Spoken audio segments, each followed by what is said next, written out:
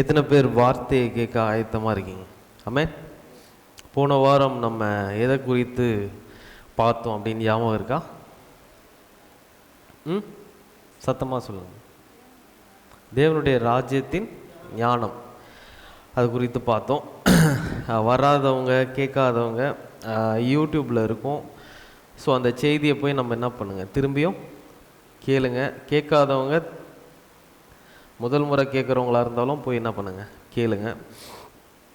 ஏன்னா அது ரொம்ப முக்கியம் பாருங்களேன். ஏன்னா தேவனுடைய ராஜ்யம்னா என்ன அப்படின்றத நம்ம என்ன பண்ணணும், தெரிஞ்சுக்கணும். அது ரொம்ப இம்பார்ட்டண்ட்.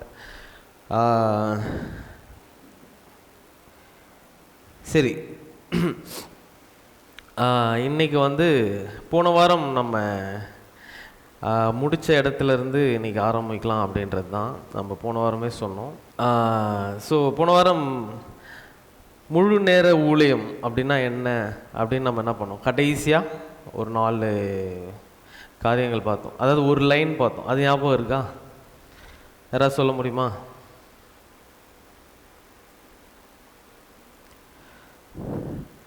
ஞாபகம் இல்லையா? முழு நேர ஊழியம்ன்றது ஒரு ஜாப் டைட்டில் இல்லை அப்படின்னு என்ன பண்ணோம், பார்த்தோம். அது என்ன இல்லை, ஜாப் டைட்டில் இல்லை, அது ஒரு வேலை இல்லை. தமிழில் சொல்லணும்னா என்ன இல்லை, அது ஒரு வேலை இல்லை, அது ஏதோ ஒரு ஜாப் பொசிஷன் இல்லை. அது என்ன, லைஃப் ஸ்டைல் அப்படின்னு என்ன பண்ணோம், பார்த்தோம். ஸோ லைஃப் ஸ்டைல்னால் வாழ்வு முறை. ஸோ கிறிஸ்தவத்தில் வேறு ஏதாவது நம்ம வேலை செஞ்சால் அவர் என்ன இல்லை, முழு நேர ஊழியத்தில் இல்லை. எந்த வேலையும் செய்யாமல் ஊழியம் மட்டும், சர்ச் மட்டும் நடத்தினா அவர் முழு நேர ஊழியம் அப்படின்ற மாதிரி என்ன பண்ணிட்டாங்க, 2 வகைப்படுத்தி வச்சுட்டாங்க. ஸோ அந்த மாதிரி வேதாகமப்படி அந்த மாதிரி என்ன காரியமும் இல்லை, சொல்லப்படவே இல்லை. ஸோ முழு நேர ஊழியம் அப்படின்னா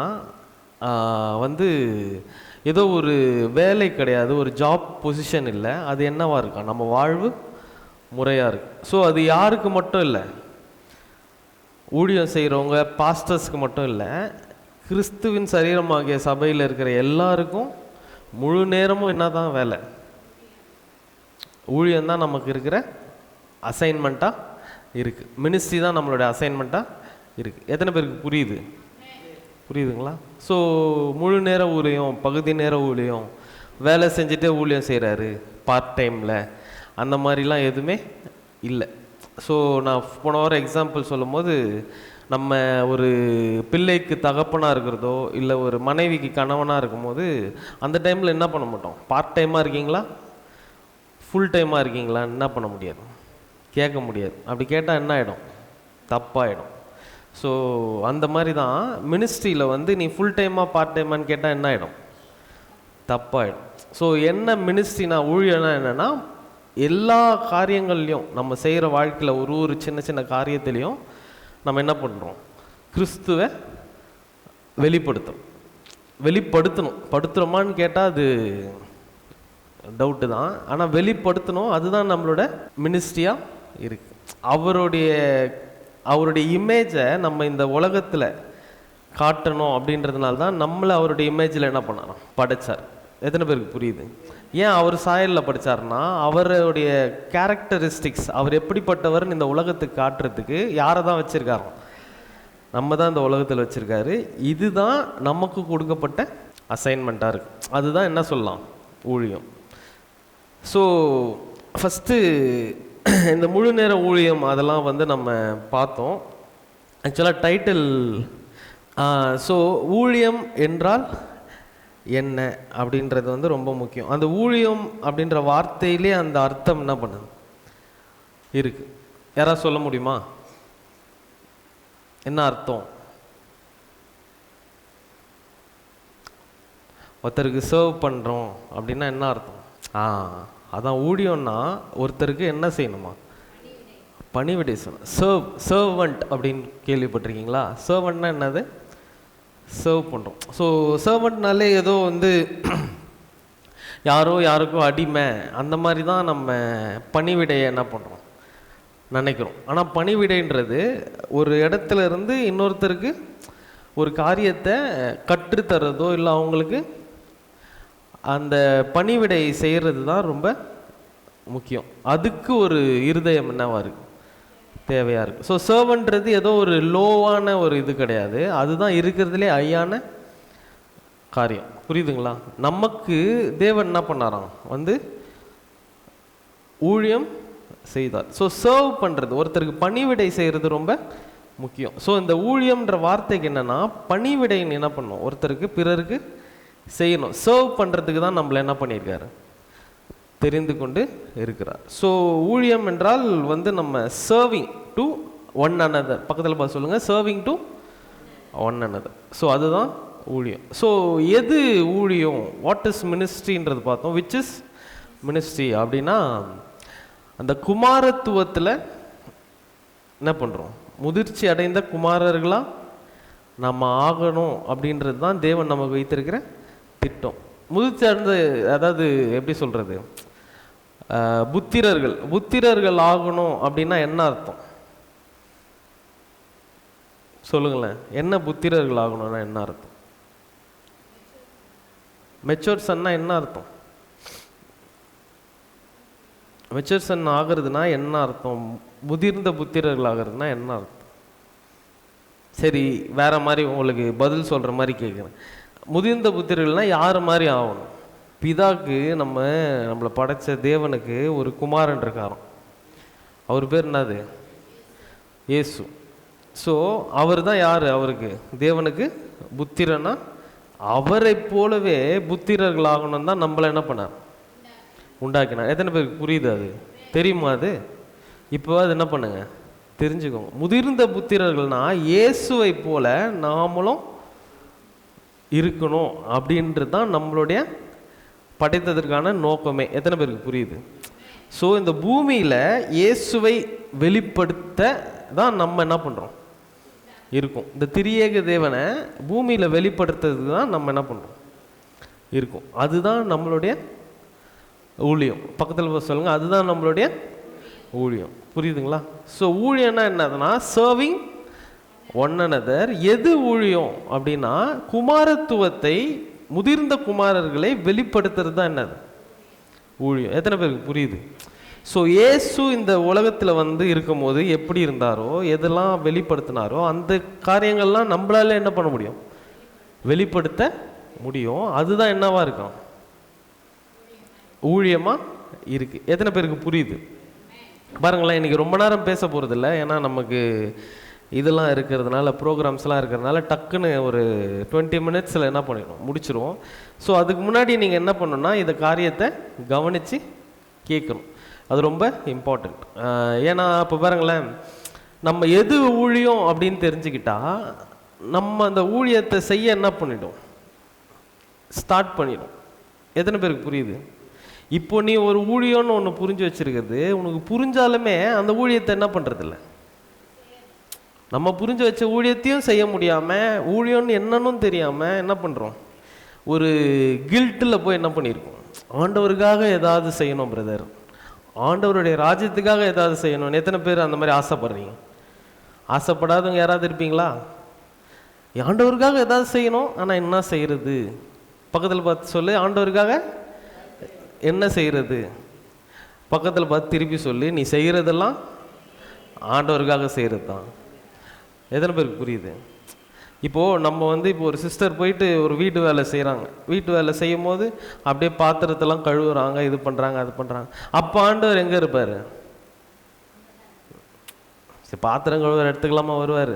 சே அப்படின்ற மாதிரி அது எவ்வளோ இதுவாக இருக்கு. அங்கேயும் உங்க கூட தான் என்ன பண்ணுறாரு, இருக்கிறாரு. ஸோ நீ எதை செய்தாலும் உங்க கூட தான் என்ன பண்ணுறாரு, இருக்கிறார். ஸோ நீ ஒரு இப்போ ஸ்போர்ட்ஸ் ஒரு அத்லீட்டாக இருக்கன்னு வச்சுக்கோங்களேன், ஒரு ஃபுட்பால் பிளேயராக இருக்க, இல்லை ஒரு கபடி பிளேயராக இருக்க. அந்த கபடி விளையாடும் போது ஆண்டவர் என்ன பண்ணுவார், அவரோடு கூட. ஸோ இந்த மாதிரி ஒரு ஃபீல்டில் ஒரு செக்டாரில் நம்மளுடைய காரியத்தை செய்யறதே அது என்னதான், ஊழியம்தான். எத்தனை பேருக்கு புரியுது?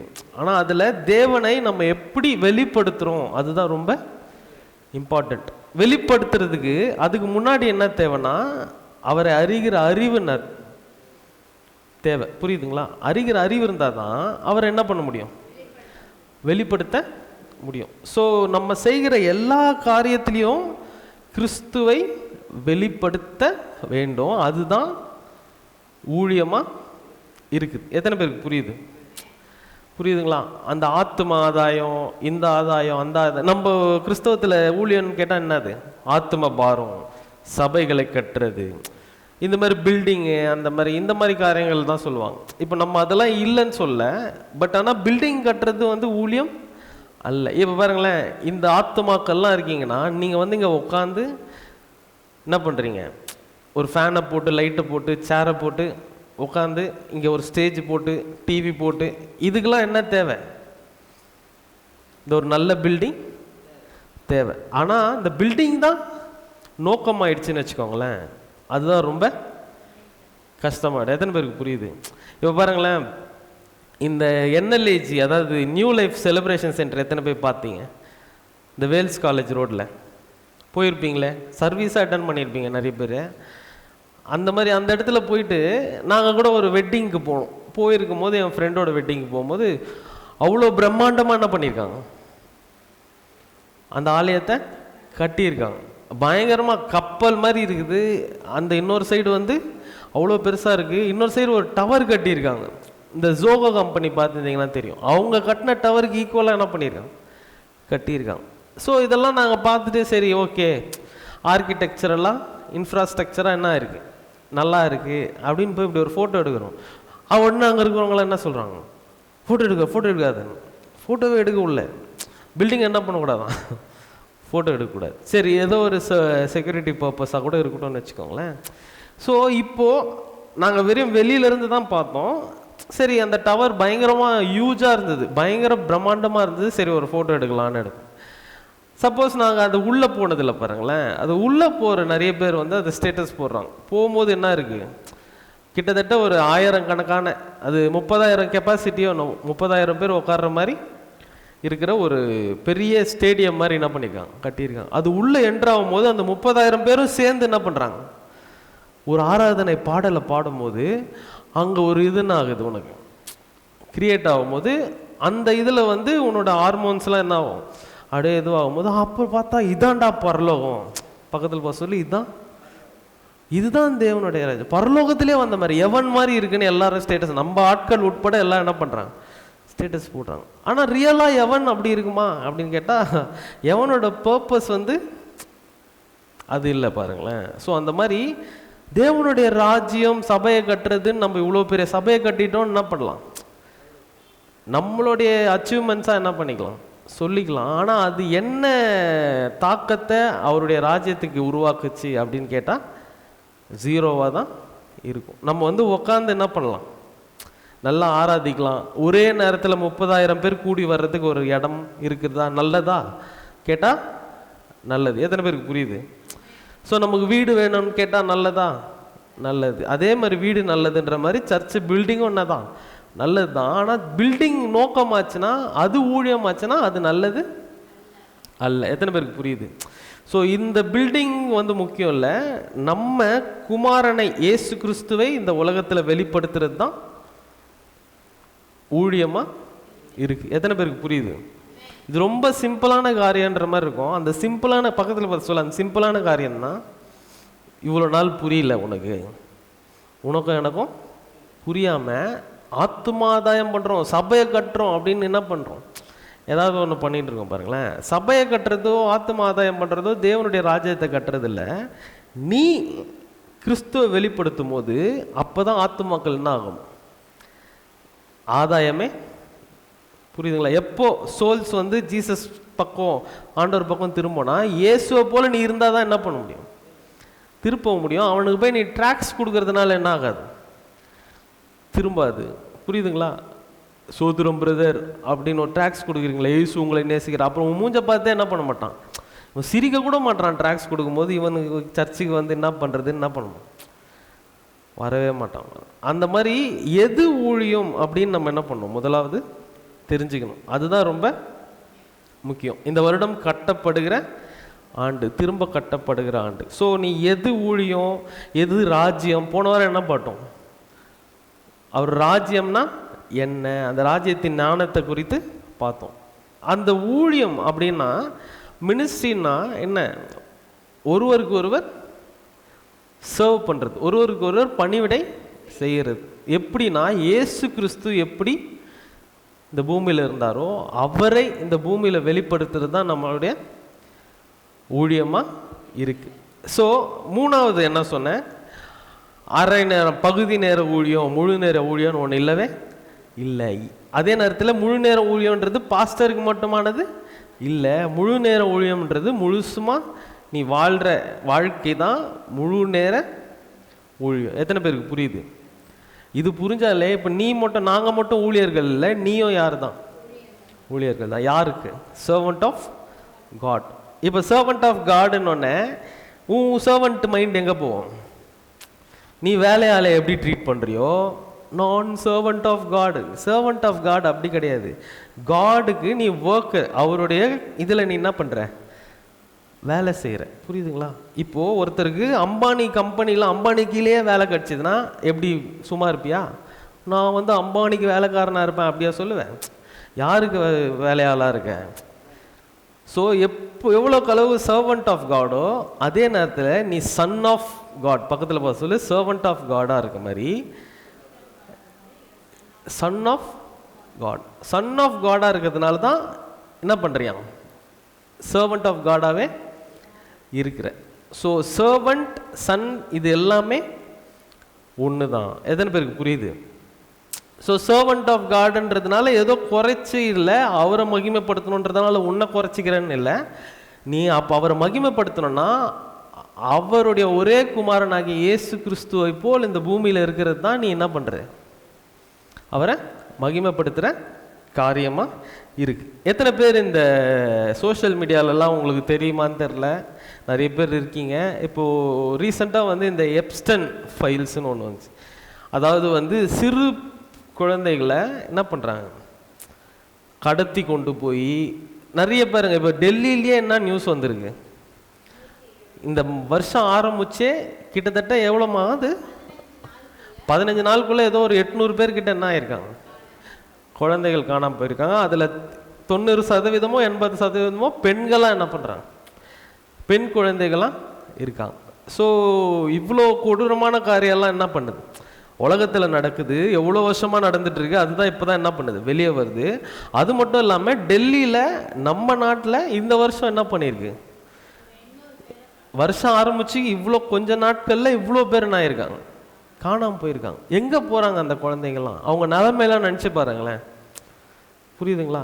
ஏன்னா அவங்கள எங்கே எடுத்துகிட்டு போகிறாங்க, சைல்ட் டிராஃபிக்கிங் பண்ணி செக்ஸ் ஒர்க்காக என்ன பண்ணுறாங்க, பாலியல் இந்த தொழிலுக்காக என்ன பண்ணுறாங்க, கடத்திட்டு போய் அவங்க சின்ன வயசுலேருந்து அவங்க யாருன்ற அடையாளமே என்ன பண்ணுறாங்க, மாற்றி வேறு ஏதாவது ஊரில் விட்டு அந்த குழந்தைகளை என்ன பண்ணுவாங்க, அவங்க யாருன்னே அவங்களுக்கு தெரியாமல் இவங்க சொல்கிறது மட்டும்தான் அவங்க என்ன பண்ணணும், கேட்கணும். அவங்கள எடுத்துகிட்டு போய் இந்த பாலியல் ரீதியான காரியங்களில் என்ன பண்ணுவாங்க, ஈடுபடுத்தி அதில் அது ஒரு பெரிய பிஸ்னஸாக உலகத்தில் என்ன பண்ணிட்டு இருக்கு ரொம்ப நாளாக. எத்தனை பேருக்கு புரியுது? இப்போ நம்ம பாருங்களேன், இந்த ஆபாச படம்லாம் பார்க்குறோம். இந்த ஆபாச படம்லாம் பார்க்கும்போது நம்ம என்ன நினைக்கிறோம், நம்ம உணர்வுகளை ஏதோ ஒரு திருப்தி படுத்துக்கிறதாக என்ன பண்ணுறோம், பார்க்குறோம். நம்ம யாரையும் என்ன பண்ணுறதில்ல, தொந்தரவு பண்ணுறதே இல்லையே. எத்தனை பேருக்கு புரியுது? இப்போ நம்ம ஆண்களோ பெண்களோ தன்னுடைய மொபைல்லையோ ஏதோ என்ன பண்ணுறோம், ஆபாச படத்தை பார்த்துட்டு நான் தான் மற்றவங்களை டிஸ்டர்ப் பண்ணுறது இல்லையே, யாரையுமே என்ன பண்ணுறதில்ல, நான் என்னோட இதுவை என்ன பண்ணிக்கிறேன், நான் சைலண்ட்டாக 4 டோருக்குள்ளே என்ன பண்ணிக்கிறேன், முடிச்சுக்கிறேனே அப்படின்னு நம்ம நினைக்கிறோம். ஆனால் ஒரு காரியத்தை நீ அந்த ஆபாசத்தை படத்தை பார்க்கறதுனால அவங்க செய்கிற இப்போ அந்த சைல்ட் டிராஃபிக்கிங் இருக்குது பார்த்தீங்களா, அது கூட நீயும் என்ன பண்ணுற, உன்னோட துணையை, உன்னோட பங்கு அதில் என்ன பண்ணுற. நம்ம அதை பார்க்கறதுனால அந்த இண்டஸ்ட்ரி தான் என்ன பண்ணுது, வளருது. ஸோ நீயும் அதில் ஒரு பங்காளியாக என்ன பண்ணுற, இருக்கிற. எத்தனை பேருக்கு புரியுது? இப்போது இந்த சின்ன வயசில் கொண்டு போகிற பெண்களை தான் பெருசாகிற வரைக்கும் அவங்களே என்ன பண்ணுறாங்க, அந்த செக்ஸ் ஒர்க்கில் ஈடுபடுத்தி இவ்வளோ பெரிய இண்டஸ்ட்ரி என்ன பண்ண இருக்குது. புரியுதுங்களா?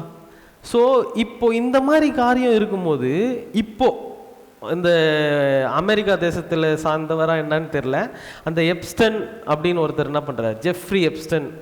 அவர் ரொம்ப காலமாக இந்த பணக்காரர்களுக்கு என்ன பண்ணுறாரு, இந்த மாதிரி குழந்தைகளை இது பண்ணுறது, குழந்தைகளை கூட்டிகிட்டு போய் பார்ட்டி வைக்கிறது, இந்த மாதிரிலாம் பண்ணிட்டு இருக்கிற காரியங்கள் வெளிப்பட்டு இப்போ என்ன ஆயிடுது, வெளிச்சத்துக்கு வருது.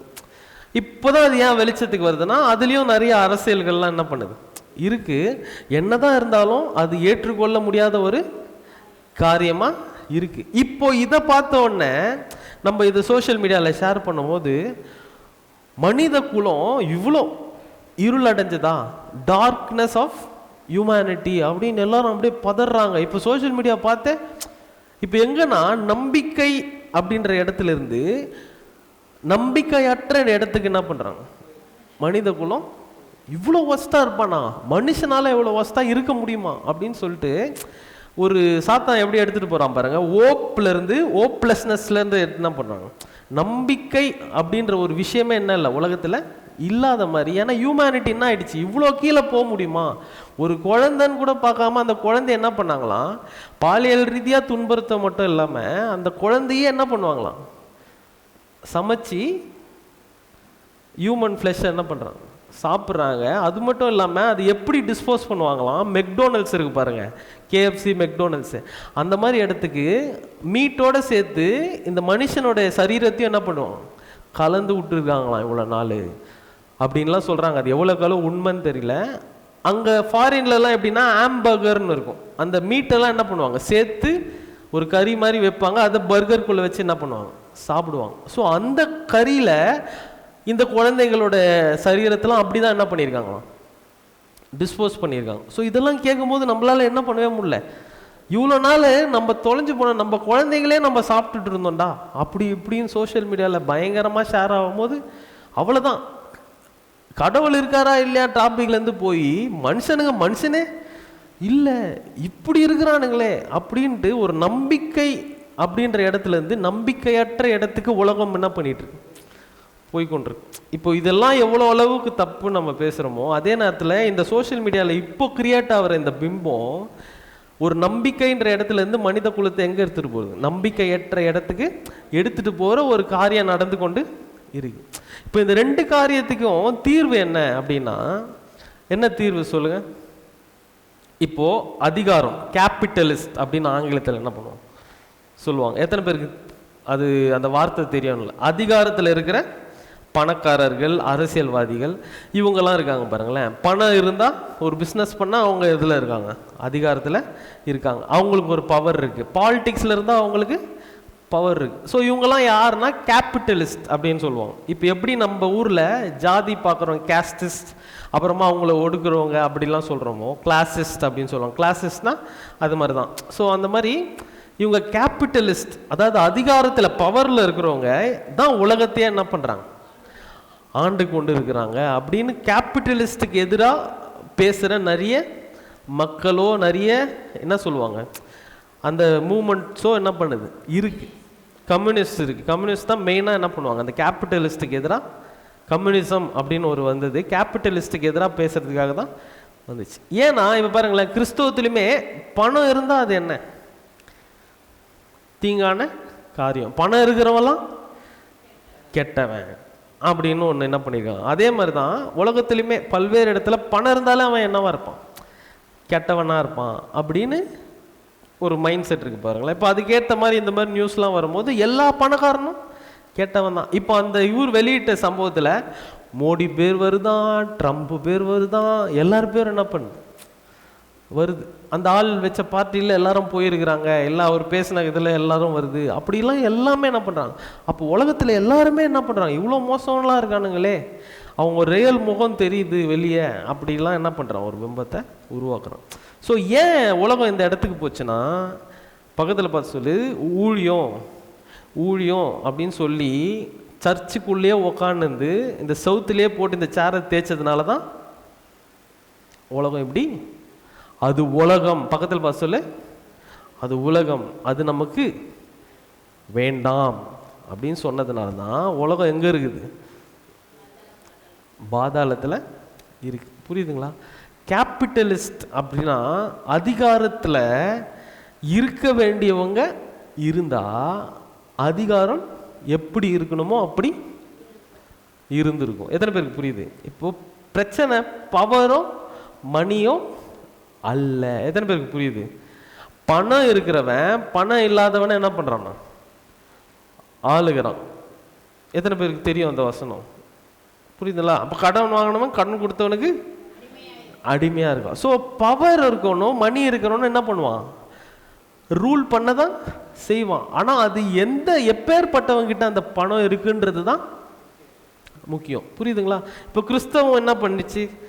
தேவனை உடையவர்கள் என்ன பண்ணிட்டாங்க? பணமே வேண்டாம், அது என்ன இல்லை, ஆவிக்குரிய காரியம் இல்லை பிரதர் அப்படின்னு இப்படி தள்ளி வச்சதுனால எவங்கிட்ட பணம் போகக்கூடாதோ அவங்கிட்ட போனதுனால பணம் எப்படி என்ன ஆயிடுச்சு? சகல பாவத்தையும் கொண்டு வருது. ஸோ விஷயம் தெரிஞ்ச, கிறிஸ்துவை தெரிந்த, கிறிஸ்துவை அறிந்த நம்ம அதிகாரத்தில் இருந்திருந்தோம்னா இந்த காரியெல்லாம் என்ன பண்ணியிருக்கலாம்? உடைச்சலெல்லாம் என்ன பண்ணியிருக்கலாம்? திரும்பவும் மறுசீரமைத்து கொண்டு வந்து இருக்க முடியும். அவரால் சீரமைக்கிற தேவனாக தான் நம்ம தேவன் என்ன பண்ணுறார்? இருக்கிறார். எத்தனை பேருக்கு புரியுது? ஸோ ஊழியம் சர்ச்சு அதெல்லாம் ஆவிக்குரிய காரியம்னு சொல்லி ஒரு 4 சவுத்துக்குள்ளே எல்லாத்தையும் போட்டு அடக்குனதுனால தான், அது தவறாக புரிந்து கொண்டனால தான் உலகம் இப்போ என்ன பண்ணுது? இந்த நிலைமையில் இருக்குது. எத்தனை பேருக்கு புரியுது? ஸோ ஒரு சின்ன பிள்ளைகளுடைய வாழ்க்கையை சீரமைக்கிறது அப்படின்றது கூட எதிலிருந்து ஸ்டார்ட் ஆகுது? அதுவும் ஒரு ஊழியம்தான். எங்கே? ஒரு சிறு வயதிலிருந்து என்ன ஆகுது? நம்ம வாழ்க்கையில் நிறைய காரியங்கள் என்ன ஆகுது? ஸ்டார்ட் ஆகுது. எத்தனை பேருக்கு புரியுது? சில வசனம் மட்டும் வாசிப்போம் பாருங்களேன். வாசிச்சுட்டு முடிச்சிருவோம் நம்ம சீக்கிரம். 2 கொரிந்தியர் 5:18 வாசிங்க. இவையெல்லாம் தேவனாலே உண்டாயிருக்கிறது. அவர் இயேசு கிறிஸ்துவை கொண்டு நம்மை தம்மோடே ஒப்புரவாக்கி ஒப்புரவாக்குதலின் ஊழியத்தை எங்களுக்கு ஒப்பு கொடுத்தார். இவையெல்லாம் தேவனாலே உண்டாய், இவை எல்லாம் பக்கத்தில் சொல்லுங்க, உலகத்தில் இருக்கிற எல்லாம் தேவனாலே உண்டாயிருக்கிறது. புரியுதுங்களா? அடுத்தது, அவர் இயேசு கிறிஸ்துவை கொண்டு நம்மை தம்மோடு ஒப்புரவாக்கி ஒப்புரவாக்குதலின் ஊழியத்தை எங்களுக்கு ஒப்பு கொடுத்தார். எத்தனை பேருக்கு புரியுது? புரியுதுங்களா? எல்லாம் யாருடையது? தேவனுடையது. அவர் இயேசு கிறிஸ்து மூலமா நம்மளை அவரோடு என்ன பண்ணாராம்? தேவனோடு ஒப்புரவாக்கி ஒப்புரவாக்குதலின் ஊழியத்தை தான் நமக்கு என்ன பண்ணியிருக்காரு? ஒப்பு கொடுத்திருக்கிறார். ஸோ மினிஸ்ட்ரி, நம்மளோட மினிஸ்ட்ரி என்னன்னா ரீகன்சைல் பண்றது, ஒப்புரவு ஆக்குதல். புரியுதுங்களா? எல்லாரையும் என்ன பண்றது இல்லை, நீ வா தேவனுக்கு வேண்டாம் அப்படின்னு நீ தள்ளி வைக்கிற ஊழியம் நம்ம ஊழியம் இல்லை. எல்லாரையும் சேர்த்து, உடஞ்சவங்களும் சரி, பாவத்தில் இருக்கிறவங்களும் சரி, மோசமானவங்களையும் சரி, இருக்கத்திலே இருளில் இருக்கிறவனையும் சரி, எல்லாரையும் கிறிஸ்துவுக்குள்ள ஒப்புரவாக்கி அவனை மறுசீரமைத்து அவனை கிறிஸ்து கிட்ட கொண்டு வர்றது ஊழியம் தான் நமக்கு என்ன பண்ணியிருக்காரோ கொடுத்துருக்கிறார். அதுதான் நம்மளுடைய ஊழியமா இருக்கு. எத்தனை பேருக்கு புரியுது? சரி, அடுத்தது கொலோசியர் 3:23 வாசிங்களேன்.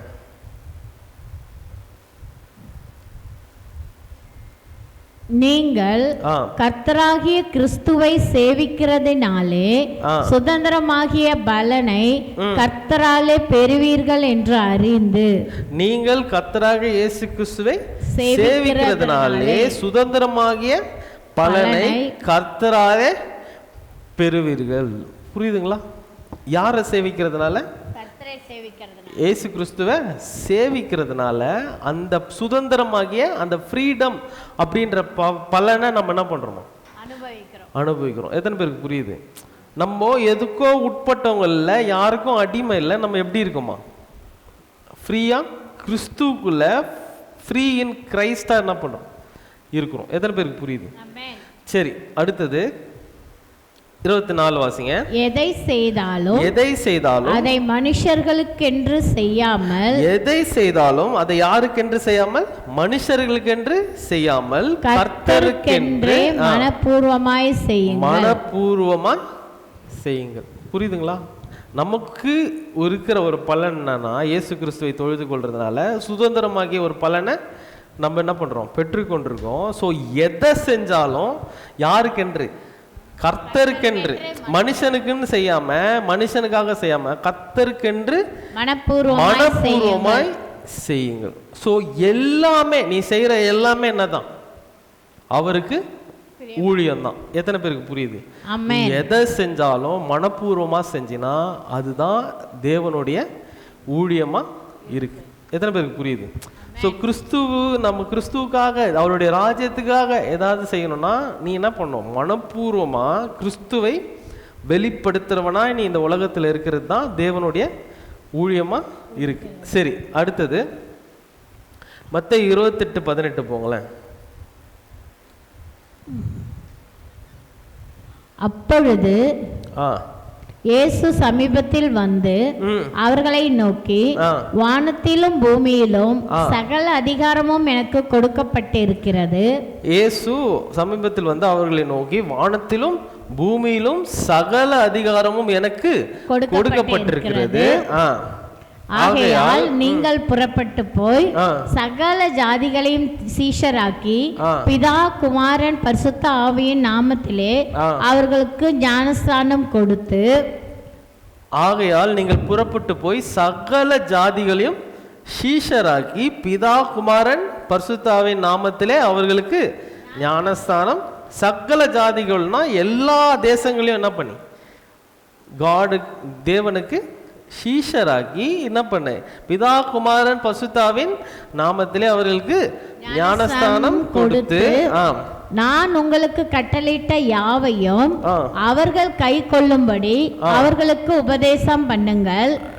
இதோ உலகத்தின் முடிவு பரியந்தம் சகல நாட்களிலும் நான் உங்களுடனே கூட இருக்கிறேன் என்றார். நான் உங்களுக்கு கட்டளையிட்ட யாவையும் அவர்களுக்கு என்ன பண்ணுங்க? கை கொள்ளும்படி அவர்களுக்கு உபதேசம் பண்ணுங்கள். இதோ உலகத்தின் முடிவு பரியந்தம் சகல நாட்களிலும் நான் உங்களுடன் கூட இருக்கிறேன் என்றார். உலகத்தில் இருக்கிற எல்லா அதிகாரம், வானத்திலும் பூமியில் இருக்கிற எல்லா அதிகாரமும் எனக்கு கொடுக்கப்பட்டிருக்குன்னு இயேசு சொல்லி, நீ புறப்பட்டு போய் சகல ஜாதி என்ன சீஷராக்கி அவர்களை ஞானஸ்தானம் கொடுத்து, யார் நாமத்தில்? பிதா குமாரன் பரிசுத்த நாமத்தில் ஞானஸ்தானம் கொடுத்து, அடுத்தது என்ன சொல்றாரு? நான் கட்டளையிட்ட உனக்கு உபதேசம் பண்ணின கட்டளைகளை அவர்களுக்கு என்ன பண்ணு? உபதேசம் பண்ணு. அவர்கள் கை கொள்ளும்படி உபதேசம் பண்ணி என்ன பண்ண? உலகம் முடிவு பரிந்தும் சகல நாட்களிலும் உன்னோடனே கூட இருக்கிறேன்றதை என்ன பண்றாதப்பா? மறந்துடாத. எத்தனை பேருக்கு புரியுது? எப்பொழுதும் எந்த நேரத்திலையும் நம்ம கூட தான் என்ன பண்றாங்க? இருக்கிறார். ஸோ நம்மளுடைய ஊழியம் என்ன? எல்லா அதிகாரமும் நமக்கு இருக்கு. இந்த உலகத்தில் நம்ம மேற்கொள்ள முடியாத ஒரு காரியம் இல்லவே இல்லை அப்படின்னு சொல்லி நீ புறப்பட்டு போய் எல்லாரையும் இப்போ என்ன பண்ணுவோம்? சகல தேசங்களையும் தேவனுக்கு சீஷராக்குறது தான் நம்மளுடைய ஊழியமாக இருக்கு. எத்தனை பேருக்கு புரியுது? ஸோ இதுதான் ரொம்ப முக்கியம். ஸோ வானத்திலும் பூமியிலும் அப்படின்னா ஏதோ ஆவிக்குரிய காரியத்தில் மட்டும் இல்லை, எல்லா காரியத்திலையும் நீ என்ன பண்ணும்? அவருடைய காரியங்களை வெளிப்படுத்துகிற காரியம்தான் என்னவா இருக்கான்? ஊழியமாக இருக்கு. எத்தனை பேருக்கு புரியுது? ஸோ அடுத்தது அப்போஸ்தலர் 1:6 வாசிங்களேன். அப்பொழுது கூடி வந்திருந்தவர்கள் அவரை நோக்கி, ஆண்டவரே, இக்காலத்திலா ராஜ்யத்தை இஸ்ரவேலுக்கு திரும்ப கொடுப்பீர் என்று கேட்டார்கள். சரி இருங்க, அது அப்புறமா வாசிப்போம். 1 பேதுரு 4:8 வாசிங்களேன். எல்லாவற்றுக்கும் மேலாக இருங்க, எல்லாம் எடுத்துக்கிட்டோம். 1 பேதுரு 4:8. எல்லாவற்றுக்கும் மேலாக ஒருவரில் ஒருவர் ஊக்கமான அன்புடையவர்களாய் இருந்து அன்புள்ளவர்களாய் இருங்கள். அன்பு திரளான பாவங்களை மூடும். எல்லாவற்றுக்கும் இப்ப பாருங்களேன், இந்த எல்லா காரியத்துக்கும் மேலாக எப்படி இருக்கணும்? ஊக்கமான, ஒருவருக்கு ஒருவர் ஊக்கமான அன்புள்ளவராய் இருங்கள். புரியுதுங்களா? மெயினான காரியம் இதெல்லாம் தாண்டி ஒருவரில் ஒருவர் என்ன பண்ணுமா? அன்பாய் இருக்கணும். அதுதான் தேவனுக்கு செய்கிற ஊழியமா இருக்கு. புரியுதுங்களா?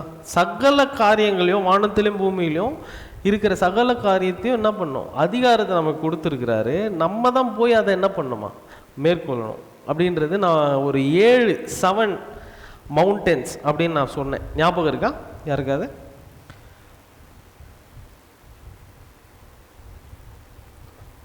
7 மவுண்டன்ஸ் மேண்டேட். எத்தனை பேர் ஞாபகம் இருக்கு? ஒரு 7 மலைகள் இருக்கு. என்னென்ன சொல்லுங்க, ஞாபகம் இருக்குது சொல்லுங்க பார்ப்போம். ஞாபகம் இருக்காது, போன வாரம் கேட்டாலே ஞாபகம் இருக்காது. சரி, ஃபஸ்ட்டு வந்து ஃபேமிலி. ஃபஸ்ட்டு என்னது? ஃபேமிலி. அடுத்தது என்னது? எஜுகேஷன். அடுத்தது கவர்மெண்ட், அரசாங்கம், அதாவது பாலிடிக்ஸ், அரசியல், அரசாங்கம். அடுத்தது மீடியா, ஊடகம். அதுக்கு அடுத்தது ஆர்ட்ஸ் அண்ட் என்டர்டெயின்மெண்ட், கலை மற்றும் பொழுதுபோக்கு. அடுத்தது பிஸ்னஸ். அடுத்தது 7வது சர்ச், சபை. எத்தனை பேருக்கு புரியுது பாருங்களேன். ஸோ இந்த 7 மலைகளை தான் இந்த உலகத்தில் இருக்கிற முக்கியமான மலைகளாக இருக்கு. இந்த 7 தான் உலகத்தையே ஆட்கொண்டு இருக்கிற மலைகளாக, காரியங்களாக இருக்கு. எத்தனை பேருக்கு புரியுது? ஃபேமிலி, எஜுகேஷன், வேற என்ன? கவர்மெண்ட், ஆர்ட்ஸ் அண்ட் என்டர்டெயின்மெண்ட், அப்புறம் என்னது? மீடியா. அதுக்கு அடுத்தது பிஸ்னஸ். அடுத்தது சர்ச். புரியுதுங்களா? ஸோ இந்த 7 காரியம்தான் உலகத்தை ஆட்கொண்ட காரியமாக இருக்கு. ஸோ ஃபஸ்ட்டு வந்து ஃபேமிலி. ஸோ இந்த ஃபேமிலின்ற காரியத்தை நம்ம மேற்கொண்டாதான் மற்ற காரியங்கள்லாம் என்ன பண்ண முடியும்? பேஸ்மெண்ட்லேருந்தே நம்ம என்ன பண்ண முடியும்? சரி பண்ண முடியும். பாருங்களேன், இப்போ ஃபேமிலின்றது மேரேஜ், ஈவன் ஒரு பேரண்டிங், பெற்றோர்த்துவம், எல்லாமே இந்த ஃபேமிலியில் என்ன இருக்கு? அடங்கியிருக்கு. இப்போ கணவன் மனைவி, கப்புள், ஒரு கப்புள் இருக்காங்கன்னு வச்சுக்கோங்களேன். அவங்கள தான் தேவன் என்ன பண்ணார்? முதலாவது அவருடைய ராஜ்யத்தை கட்டும்படியாக யாரை படைச்சார்? ஆதாம், ஏவாள். ஸோ நீ என்ன பண்ணலாம்? இப்போ நிறைய பேர் உலகத்தில் மேரேஜை என்ன பண்ணுறதில்ல, நம்புறதில்ல. நாங்கள் மேரேஜ் நம்புறது இல்லை, கல்யாணம் வந்து எங்களுக்கு செட் ஆகாது, நாங்கள் எப்படி இருக்கோம்? லிவ் இன் ரிலேஷன்ஷிப்பில் இருக்கோம், இல்லை லவ் பண்ணுறோம், இல்லை நாங்கள் ஒருத்தருக்கு ஒருத்திலாம் நம்புறதில்லை, நாங்கள் அப்படியே இஷ்டமேனிக்காக இருப்போம். இப்படிலாம் நிறைய இந்த ஜென்ரேஷனில் என்ன பண்ணலாம் சொல்லலாம். ஆனால் நம்ம மேரேஜ்லேயே நம்பிக்கை இல்லைனாலும் ஒரு கப்புள், ஒரு குடும்பம் இல்லாமல் நீயும் நானும் என்ன பண்ண முடியாது. உலகத்துக்கு வந்திருக்க நான் கப்புளில் நம்பாமல் இருக்கலாம், ஆனால் ஒரு கப்புளால் தான் நீ என்ன பண்ணியிருக்க முடியும்? வந்திருக்க முடியும். இப்போ பாருங்களேன், ஃபேமிலி நம்ம பேசும்போது நிறைய பேர் நான் கணவன் மனைவி, எனக்கு தான் கணவனே இல்லையே அப்படின்னு நீ சொல்லலாம். ஆனாலும் நீ எதில் தான் இருக்க? ஃபேமிலியில் தான் இருக்க. ஒரு ஃபேமிலின்னு இல்லாமல் நம்ம என்ன பண்ண முடியாது, இந்த உலகத்துக்கு வந்திருக்க முடியாது. ஸோ ஃபஸ்ட்டு ஃபேமிலின்ற பேஸை, அந்த ஃபேமிலி கோர் வேல்யூஸை, ராஜ்யத்தின் வேல்யூ, அதாவது ராஜ்யத்தின் கட்டளைகளை ஃபேமிலி வேல்யூஸில் கொண்டு வரணும். எங்கன்னா இங்கே சபையில் உட்காந்துன்னு குடும்பம்னா என்ன, தேவன் எப்படி படைச்சிருக்காரு, அது மட்டும் இல்லை, இந்த உலகத்துக்கு ஃபேமிலினா என்ன, மேரேஜ்னா என்ன அப்படின்னு வெளிப்படுத்துகிற இடத்துல நம்ம என்ன பண்ணுறோம்? இருக்கிறோம். ஆனால் அது நம்ம என்ன பண்ணுறதில்ல. ஏன்னா நம்ம வாழ்க்கையே எப்படி இருக்குது, நம்ம ஃபேமிலியை நம்மளால் ஸ்டார்ட் பண்ண முடியல, நம்ம குடும்பத்தையே நம்மளால் மெயின்டைன் பண்ண, நம்ம எங்கிறது வெளிப்படுத்துறது, அதுதான் இங்கே இருக்கிற பிரச்சனை. அதுக்கு ஃபஸ்ட்டு நம்ம என்ன பண்ணணும்? ஃபேமிலினா என்னன்னு கற்றுக்கணும். இப்போ பாருங்களேன், இருகப்பற்று அப்படின்னு ஒரு படம் வந்துச்சு, எத்தனை பேருக்கு தெரியும்னு தெரில, நெட்ஃப்ளிக்ஸில் இருக்குது, போய் பாருங்கள்.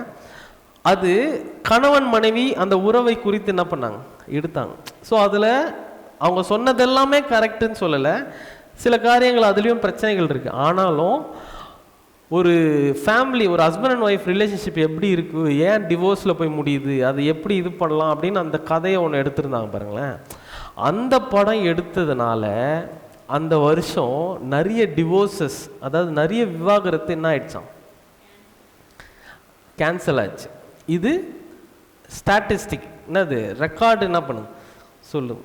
அந்த படத்தை பார்த்ததுனால அவ்வளோ டிவோர்ஸஸ் என்ன பண்ணுச்சு, விவாகரத்துகள் ரத்து செய்யப்பட்டு குடும்பங்கள் திரும்பி என்ன ஆயிடுச்சான், இணைந்துச்சு. எத்தனை பேருக்கு புரியுதுங்களா? ஒரு படம், அந்த படத்தில் அவங்க கரெக்டாகவும் என்ன பண்ணல சொல்லலை, சில பிழைகள் அதுலேயும் இருக்குது. ஆனால் ஃபேமிலினா என்ன, ஹஸ்பண்ட் அண்ட் ஒய்ஃப் ரிலேஷன்ஷிப் என்னன்னு ஒரு படம் அவங்களுக்கு புரிகிற மாதிரி எடுத்ததுனால அந்த காரியம் அவங்கள என்ன பண்ணிச்சு, ஒன்று சேர்த்துச்சு. இப்போ நம்ம கேள்வி என்னென்னா, எத்தனை சபை குடும்பங்களை ஒன்று சேர்க்குது? குடும்பங்களை என்ன ஆகுது, சபை பிரிக்க தான் செய்யுது.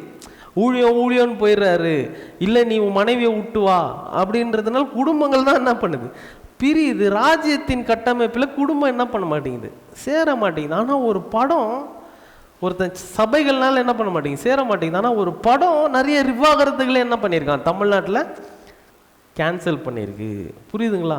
ஸோ எது மக்களை போய் சீக்கிரம் வருவோம், எதில் நம்ம சுவிசேஷத்தை வெளிப்படுத்தோம்னா உலகத்துக்கு தான் என்ன பண்ணும், வெளிப்படுத்த வேண்டிய கட்டாயத்தில் இருக்கும். ஸோ ஃபேமிலின்றது இப்போ பாருங்களேன், வெஸ்டர்ன் கல்ச்சர்லலாம் குடும்பன்றது என்ன ஆயிடுச்சு, இல்லாமல் போயிடுச்சு. குடும்பன்ற ஸ்ட்ரக்சரே இல்லை. கணவன் மனைவி நீ இஷ்டத்துக்கு என்ன பண்ணலாம், அப்படி போயிட்டு இருந்த கல்ச்சரை பார்த்து இப்போ நம்ம என்ன பண்ணோம், அந்த வெஸ்டர்ன் கல்ச்சரை பார்த்து நம்ம இன்ஸ்பயர் ஆகிட்டு லிவ் இன் ரிலேஷன் அப்படிலாம் பேசுகிறோம். இப்போது இந்த கரண்ட் சுச்சுவேஷனில் அமெரிக்காவில் இருக்கிற நிறைய பேர் கிறிஸ்துவை அறிந்தவர்களை, கிறிஸ்துவே அறியாத ஏத்திஸ்ட்டை என்ன பேசுகிறாங்கன்னா, we have to bring back family values.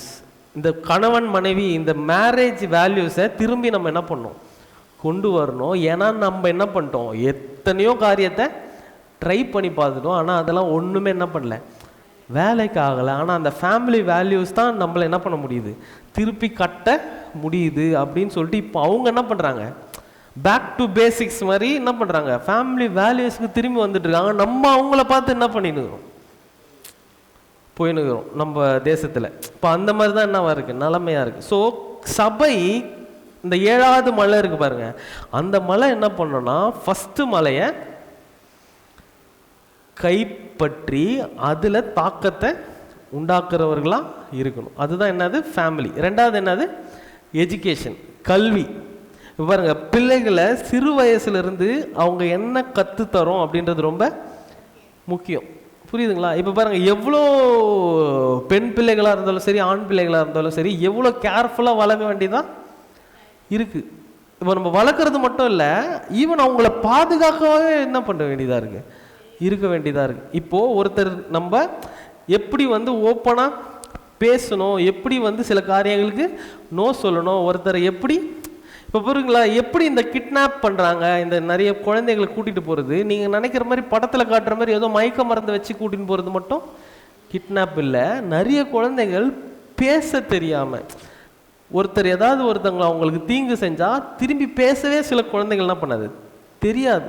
அது ஏன்னா அந்த வீட்டில் என்ன பண்ணல, அதை சொல்லி கொடுக்காததுனால அந்த மாதிரி குழந்தைகளை தான் நிறைய பேர் என்ன பண்ணுறாங்க, அப்யூஸ் பண்ண டார்கெட்டை பண்ணுறாங்க. ஸோ குழந்தைகளில் எங்கேருந்து சிறு வயதிலிருந்தே நிறைய காரியங்கள் என்ன பண்ணுவோம், ராஜ்யத்தின் கட்டைகளை சொல்லி கொடுக்கும்போது அந்த காரியங்கள் அவங்க வளரும் போது அவங்க எப்படி வருவாங்க, போல்டாகவும் ஓப்பன் அப் பண்ணி பேசுகிறதும், சிலர் சொன்னால் சில காரியங்கள் டச் பண்ணாவோ சில இது பண்ணாலும் நோ சொல்ல தெரியணும். நீ ஓப்பனாக பேசு, நான் உங்களை என்ன பண்ண மாட்டேன், பெற்றோராகிய நாங்கள் உன்னை என்ன பண்ண மாட்டோம், ஜட்ஜ் பண்ண மாட்டோம், உன்னை அதை வச்சு என்ன பண்ண மாட்டோம், திட்ட மாட்டோம், அடிக்க மாட்டோம். நீ எதுவாக இருந்தாலும் தைரியமாக எங்ககிட்ட என்ன பண்ணலாம், சொல்லலாம். எப்போ குழந்தைங்க சொல்லுங்கள், ஒரு காரியம் உங்ககிட்ட சொல்லியிருக்கோம், அம்மா இந்த மாதிரி என்ன ஆயிடுச்சு, இந்த மாதிரி பண்ணிட்டேன், உன்னை முதல்ல கொட்டணுன்ட்டு டொங்குன்னு கொட்டா அவ்வளோதான், உன்னை அடிக்கணும், நீ தாண்டி பண்ணியிருப்ப, ஏன் அந்த சைடு போனான் பலாரன்னு அடிக்குது. அப்போது அந்த குழந்தைக்கு வீட்டில் சொல்கிறதுக்கான சேஃப்டியே இருக்காது. ஏன்னா நம்ம பேரண்ட்ஸே நமக்கு என்ன பண்ணல, நம்மளை புரிஞ்சிக்கல அப்படின்ற ஒரு எண்ணம் சின்ன வயசுலேயே அவங்களை விதைக்கப்படும் போது பேரண்ட்ஸ் கிட்ட ஓப்பன் அப் பண்ணவே, வெளிப்படையாக பேசவே மாட்டாங்க. ஸோ எல்லா காரியத்திலையும் அவங்களை இறுக்கி வச்சு வச்சு வச்சு வச்சு என்ன ஆகிடும், ஒரு இடத்துக்கு போய் அவங்கள கொண்டு போய் விடும்போது இந்த மாதிரி காரியங்கள் நடக்கும்போது அவங்களால என்ன பண்ண முடியல, வெளி வந்தோ இல்லை பெற்றோர்கிட்ட என்ன பண்ண முடியாது, சொல்ல முடியாது. ஸோ இது 2வது. ஸோ இந்த எஜுகேஷன், பசங்கள்கிட்ட இந்த எஜுகேஷன் சிஸ்டம்லேருந்து என்ன பண்ணும், அதையும் அந்த மலையும் நம்ம கைப்பற்ற வேண்டிய இடத்துல இருக்கும். 3வது என்ன, கவர்மெண்ட், அரசியல். இப்போ பாருங்க, அரசியலில் இருக்கவங்களுக்கு தான் எது இருக்குது, பவர் இருக்குது. கவர்மெண்ட்ன்றது வெறும் அரசியல் மட்டும் இல்லை, பொலிட்டிஷியன்ஸ் மட்டும் இல்லை, அந்த அரசியலில் இந்த பாலிசிஸ், தமிழில் என்ன சொல்லுவாங்க, பாலிசிஸ்.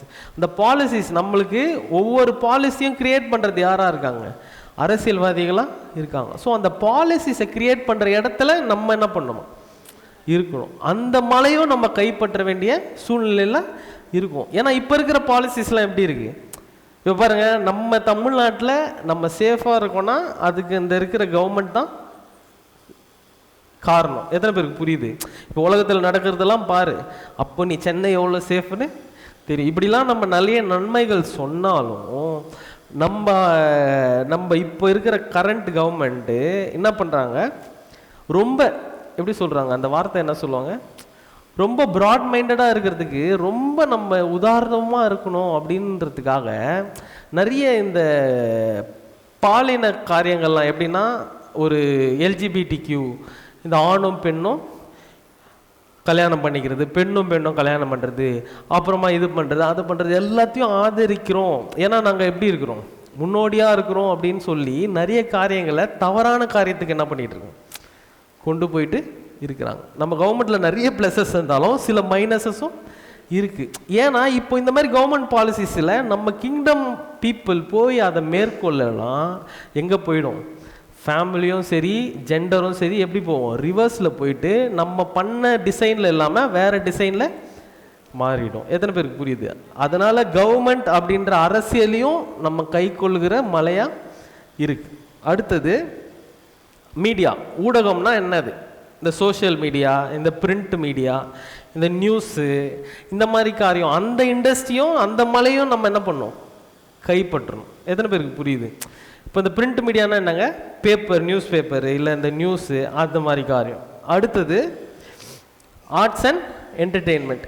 ஆர்ட்ஸ் அண்ட் என்டர்டெயின்மெண்ட்னா என்னங்க, ஒரு எந்த காரியமாக இருந்தாலும், ஒரு கலையாக இருந்தாலும், ஒரு ஓவியமாக இருந்தாலும், இதுலேயுமே நம்ம என்ன பண்ணலாம், தேவனுடைய ராஜ்யத்தை வெளிப்படுத்துகிற. இப்போ ஏன் இந்த 7 மலைகள் சொல்கிறோம் புரியுதுங்களா?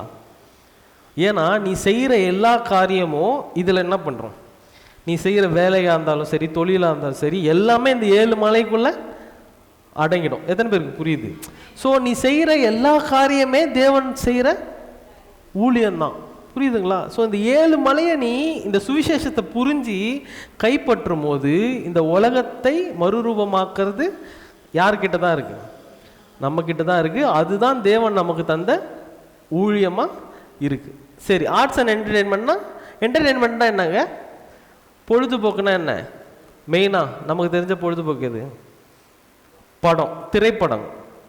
படம் தான் ரொம்ப முக்கியம். இப்போ அது திரைப்படத்துக்கே, அந்த சினிமாக்கே வந்து ஒரு பிசாசுக்குரிய காரியம் அப்படின்னு நம்ம என்ன பண்ணிட்டோம், கிறிஸ்தவத்தில் ஒதுக்கி வச்சதுனால தான் இன்னுமே நீ என்ன பண்ண முடியல, நிறைய பீப்புளுக்கு சுவிசேஷத்தை கொண்டு போகவே முடியல. இப்போ நம்ம என்னதான் படம் எடுத்தாலும் என்ன பண்ணக்கூடாது, திருப்பி இதே மாதிரி ஸ்டேஜில் நின்று ஒருத்தர் பேசின்னு இருப்பார் எரி நரகத்தை குறித்து, அப்படியே எல்லாரும் உட்காந்து இந்த மாதிரி கேட்டுன்னு இருப்பாங்க. இதை விட்டு 2 கேமரா வச்சு படம் எடுத்தினா அந்த படம் என்ன ஆகிடும், விலகாமல் தான் போகும். அதுக்கு ஒரு ஸ்டோரி எழுதி, அதுக்கு ஒரு கதை எழுதி, அதுக்கு ஒரு பின்புலம் எழுதி, அதுக்கு ஸ்கிரிப்ட் எழுதி, முறைப்படி எப்படி சினிமாக்காரங்க எவ்வளோ ப்ரொஃபஷ்னலாக படம் எடுக்கிறாங்களோ அந்த மாதிரி நம்மளும் திரைப்படங்கள்லாம் எடுக்க ஸ்டார்ட் பண்ணாதான் நம்ம என்ன பண்ண முடியும், உங்கள் பாஷையில் சொல்லலாம், தேவனுடைய ராஜ்யத்தை கட்ட முடியும், சுவிசேஷத்தை ஆத்மாதாயத்தை பண்ண முடியும். எத்தனை பேருக்கு புரியுது?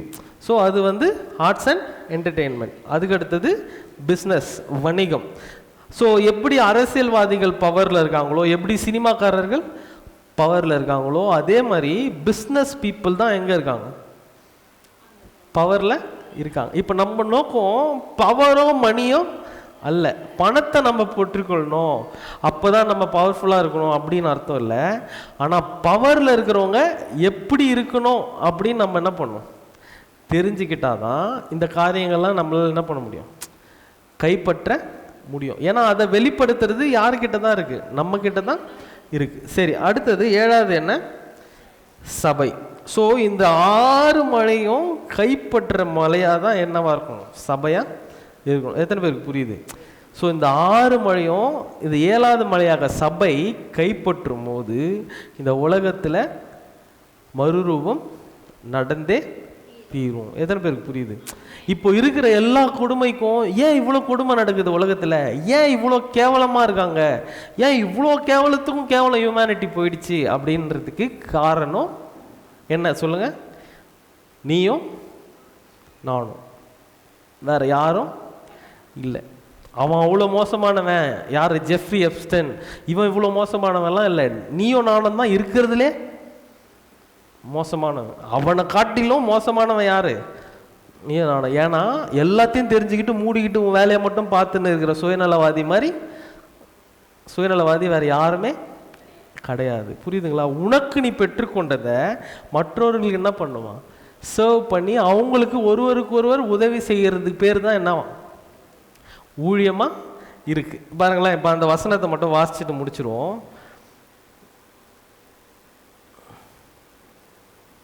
ஆ 1 பேதுரு 4:8 வாசிங்க. எல்லாவற்றிற்கும் மேலாக ஒருவரில் ஒருவர் ஊக்கமான அன்புள்ளவர்களாய் இருங்கள். அன்பு திரளான பாவங்களை மூடும். ஊக்கமான அன்புள்ளவர்களாய் இருங்கள். அன்பு திரளான பாவங்களை மூடும். மூடும்னா மூடி மறைக்கும்ல. அவன் பாவம் செய்யறது மூடும் இல்லை. மூடும்னா என்னன்னா அதை என்ன பண்ணும்? குணப்படுத்தும். அது இல்லாம போக செய்யும். அடுத்தது, முறுமுறுப்பு இல்லாமல் ஒருவரை ஒருவர் உபசரியுங்கள். எப்படியா? முறுமுறுப்பு இல்லாம ஒருவர் உபசரியுங்கள். அடுத்தது, அவனவன் பெற்ற வரத்தின்படியே நீங்கள் தேவனுடைய பற்பல கிரியையுள்ள ஈவுகளை பகிர்ந்து கொடுக்கும் நல்ல உக்கிரணக்காரர் போல ஒருவருக்கொருவர் உதவி செய்யுங்கள். ஒருவருக்கொருவர் உதவி செய்யுங்கள். மெயினா என்னன்னா, அவனவன் பெற்ற வரத்தின்படி நீங்கள் தேவனுடைய பற்பல கிருபையுள்ள ஈவுகளை பகிர்ந்து கொடுக்கும் நல்ல உக்கிரகாரனை போல ஒருவருக்கொருவர் உதவி செய்யுங்க. அவனுக்கான கிருபை என்ன பண்ணிருக்கு? கொடுக்கப்பட்டிருக்கு. தாளந்து கொடுக்கப்பட்டிருக்கு. அதுல தேவனை எப்படி மகிமைப்படுத்தணும், அதுல ஒருவருக்கொருவர் எப்படி உதவி செய்யணும், அதுதான் தேவனுடைய ஊழியமா இருக்கு. எத்தனை பேருக்கு புரியுது? அன்பு, உருக்கமான அன்பு சகல பாவங்களை என்ன பண்ணுமா? மூடும். அந்த அன்பு தான் இந்த உலகத்துக்கு தேவையா இருக்கு. இப்ப எப்படி எடுத்துட்டு போயிட்டாங்க? அன்புலாம் தேவையில்லை, இவனுங்க மோசமானவனு, இவனுங்கெல்லாம் போட்டு என்ன பண்ணும்? நிறைய பேர் இப்போ ஃபேமஸான இந்த எப்ஸ்டன் அந்த நியூஸ் வந்ததுல இருந்து ஃபேமஸான கமெண்ட் என்ன தெரியுங்களா? இப்போ தெரியுதுறான் ஏன் பழைய ஏற்பாட்டில் தேவன் அப்படி இருந்தாருன்ட்டு. அப்படிப்பட்ட தேவன் தானே இப்பயும் நமக்கு தேவை அப்படின்னு. தேவன் அப்படி இருந்தாருன்றதே அவர்களை வெளிப்படுத்தினது தான். ஆனால் எப்படி கமெண்ட் வருது? ஒரு 100 கமெண்ட்டு எல்லா வீடியோலாம் ஒருத்தன் கமெண்ட் பண்ணுறான். நம்ம ஆளு என்ன பண்ணுவான்? இப்போ புரியுதா பழைய ஏற்பாட்டில் ஏன் தேவன் அப்படி இருந்தாருன்னு? இப்போ புரியுதுங்களா? இங்கே என்ன தேவையில்லை, இங்கே என்ன தேவையில்லை, தண்டனை தேவையில்லை. இங்கே என்ன தேவையில்லை, ஒரு ஒரு எல்லாரையும் அழிக்கிற அழிவு தேவையில்லை. இங்க என்ன தேவையா இருக்கு? அன்பு தேவையா இருக்கு. அன்பு சகல பாவத்தையும் அழிக்கும். எத்தனை பேருக்கு புரியுது? அந்த அன்பை வெளிப்படுத்துற இடத்துல தான் சரீரமாகிய சபையாகிய நாம இருக்கிறோம். ஆனா நம்ம வேலையை பார்த்து என்ன பண்றோம்? மூடிட்டு போறதுனால எந்த காரியமும் நம்மள என்ன பண்ண முடியாது, செய்ய முடியாது. நீ தேவனுக்காக ஏதாவது செய்யணும்னா இந்த 7 மழையில உனக்கு ஏதாவது உன் தாளந்துக்கு ஏற்ப உன்னால என்ன செய்ய முடியுமோ இந்த 7 மலையில ஏதாவது ஒரு மழையிலையாவது நீ என்ன பண்ணணும்? தேவனுடைய ராஜ்யத்துக்கான காரியங்களை செய்ய ஸ்டார்ட் பண்ணணும். எத்தனை பேருக்கு புரியுது? சரி, அடுத்தது 11. ஒருவன் போதித்தால் தேவனுடைய வாக்கியங்களின்படி போதிக்க கடவன். ஒருவன் உதவி செய்தால் தேவன் தந்தருளும் வெள்ளத்தின்படி செய்ய கடவன். எல்லாவற்றிலேயும் இயேசு கிறிஸ்து மூலமாய் தேவன் மகிமைப்படும்படியே செய்வீர்களாக. எல்லாவற்றிலும் இயேசு கிறிஸ்து மூலமாய் தேவன் மகிமைப்படும்படியே செய்வீர்கள் ஆக. அவருக்கே மகிமையும் வல்லமையும் சதா காலங்களிலும் உண்டாயிருப்பதாக. ஆமென். எத்தனை பேருக்கு புரியுது? எல்லாவற்றிலும் எல்லாவற்றுக்கும் யாருக்காக? அவருக்கென்று அவரை மகிமைப்படுத்துறதுக்காக என்ன பண்ணணும்? செய்யணும். அதுதான் தேவனுக்கு செய்கிற ஊழியமா இருக்கு. எத்தனை பேருக்கு புரியுது? புரியுதுங்களா? தேவன் அவருக்கு மகிமைப்படுத்தணும்னா, இப்போ நான் ரீசெண்டாக நேற்று இன்னைக்கு காலைல கூட ஒரு வீடியோ பார்த்தேன். நிறைய பேர் இந்த மாதிரி எப்படி சொல்கிறது, தவறான போதிக்கிறவங்களாம் என்ன பண்ணுறாங்க, இன்ஸ்டாகிராமில் வீடியோ போடுறான். ஆண்டவர் என்ன பண்ணல, நமக்காகன்னு சொல்லியிருக்க வசனம் நமக்காக இல்லை, அவருக்காக தான் என்ன பண்ணாராம் இந்த பூமிக்கு வந்தார், அவருடைய நாமம் மகிமைப்படும், அவர் ஒரு ஜெல்லஸான காடு அப்படின்லாம் பேசிகிட்டு இருக்காங்க. ஆனால் அந்த மாதிரி தவறான காரியத்துக்கெல்லாம் என்ன பண்ணாதீங்க. நமக்காகனா யாருக்காக? உனக்காகவும் எனக்காகவும் தான் என்ன பண்ணார், இந்த பூமிக்கு வந்து நமக்காக மரித்து நம்மளுடைய இடத்த எடுத்து நம்மளை என்ன பண்ணாராம், மீட்டு கொண்டு எல்லா அதிகாரத்தையும் சகல அதிகாரத்தையும் நமக்கு என்ன பண்ணியிருக்காரு, கொடுத்துருக்கிறாரு. ஏன்னா நம்ம தேவனுடைய ராஜ்யத்தை பூமிக்கு கொண்டு வரணும் அப்படின்றது தான் அவருடைய சித்தமா இருக்கு, நோக்கமா இருக்கு. அதுக்கு நம்ம இந்த 7 மலைகளை கைப்பற்ற வேண்டிய கட்டாயத்தில் இருக்கிறோம். யார் யாருக்கு எந்தெந்த தாளந்துகள் இருக்கோ அந்த தாளந்துக்கு ஏற்ப இந்த 7 மலைகளை நம்ம என்ன பண்ணோம், கைப்பற்றணும். அதுதான் நம்மளுடைய ஊழியமா இருக்கு. எத்தனை பேருக்கு புரியுது? புரியுதுங்களா? அவ்வளோதான். ஊழியம் என்றால் என்ன? ஒருவருக்கு ஒருவர் நம்ம என்ன பண்ணோம், உதவி செய்யணும். புரியுதுங்களா? எது ஊழியம்னா அவரை, இயேசு கிறிஸ்துவை வெளிப்படுத்தணும், குமாரனா இந்த பூமியில் இருக்கணும். அதுதான் ஊழியம். எத்தனை பேருக்கு புரியுது? புரிஞ்சுதா? ஸோ முழு நேரம் பகுதி நேரம் ஊழியம் இல்லை, நம்ம எல்லாருமே முழு நேர ஊழியர்கள் தான். யாரும் முழு நேரம் பகுதி நேர ஊழியர்கள் அல்ல. நம்ம கொடுக்கப்பட்ட அசைன்மெண்ட்டு முதிர்ந்த புத்திரர்களாக இந்த பூமியில் வாழணும். அதுதான் நம்ம கொடுக்கப்பட்ட அசைன்மெண்ட். எத்தனை பேருக்கு புரியுது? இது புரிஞ்சாலே உனக்கு வாழ்க்கையில் எந்த பிரச்சனையும் இருக்காது. இந்த மாதிரி காரியத்தெல்லாம் பார்த்து நீ பயப்படவும் போகிறதில்ல. அதே நேரத்தில் இதெல்லாம் இல்லவே இல்லைன்னு சொல்லிட்டு உன் குழந்தைகள் அதில் அடிபட்டு சாகவும் விட போகிறது இல்லை. உன் குழந்தைகள் உட்பட நிறைய குழந்தைகளை மீட்டு எடுக்கிற கட்டாயத்தில் அந்த வேலையை யார்கிட்ட கொடுத்துருக்காராம், நமக்கு கொடுத்துருக்காரு. புரியுதுங்களா? இப்போ இதெல்லாம் நம்ம வேதனைப்படும் போது என்ன நம்ம வேதனைப்படணும்னா, நம்ம இன்னும் அமைதியாக இருக்கிறோமே. கிறிஸ்து வந்து மரித்து என்ன புரோஜனம்? உயிரோடு எழுந்து அவர் நம்ம பாவங்களாம் மன்னிச்சு என்ன புரோஜனம்? ஒரு நயா பைசா புரோஜனம் இல்லையே. ஏன்னா உலகம் என்னவா இருக்குது, இன்னும் இப்படி இருக்குது. ஸோ ஏன்னா நம்ம இன்னும் இறங்கி என்ன பண்ணல, செயல்பட ஆரம்பிக்கல. நம்ம பாருங்களேன், இப்போ லதா சிஸ்டர் வந்து எல்லாத்தையும் இப்போ தலையாட்டி கேட்குறாங்க, என்னால் என்னப்பா செய்ய முடியும், நான் ஏதோ கேட்குறேன் போகிறேன் அப்படின்னு இல்லாமல், ராஜ்யத்தில் என்ன இல்லை, வயசு இல்லை. உனக்கு தான் வயசு, எனக்கு எல்லாம் வாழ்ந்து முடிச்சிட்டேன், என் குழந்தைக்கே கல்யாணம் ஆயிடுச்சு, அதுக்கு ஒரு குழந்தை பிறந்துச்சு. எல்லாரும் எப்படி தான் இருக்குமா, கிறிஸ்துவுக்குள்ள ஒரே மாதிரி தான் இருக்கும். ஆண் என்றும் இல்லை, பெண் என்றும் இல்லை, யூதர் என்றும் இல்லை, எல்லாருமே ஒரே மாதிரி தான். நான் என்ன செய்ய முடியுமோ, ஒரு 20 வயசு வாலிபன் என்ன செய்ய முடியுமோ அதே காரியத்தை யாராலையும் செய்ய முடியும், லதா சிஸ்டராலையும் செய்ய முடியும். ஸோ எல்லாருமே என்ன பண்ணும், ராஜ்யத்துக்கான காரியங்களை எப்படி இந்த பூமியில் வெளிப்படுத்துறது அப்படின்றதுக்கு தான் என்ன பண்ணுமா, வேலை செய்யணும். எத்தனை பேருக்கு புரியுது?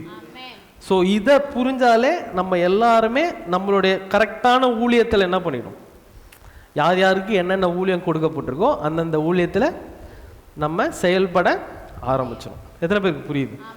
சரி, எல்லாரும் அப்படியே எழுந்து நிற்போம்.